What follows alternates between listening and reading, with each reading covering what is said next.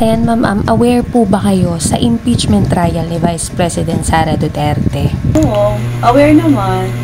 Ayon nga po sa Article 2 ng impeachment ni VP Sara ay tungkol sa questionable na paggasta ng confidential funds na nagkakahalaga ng mahigit 600 million pesos sa loob lamang po ng 2 taon. Ilan nga sa mga tumanggap ay si Jay Camote at si Miggy Mengo.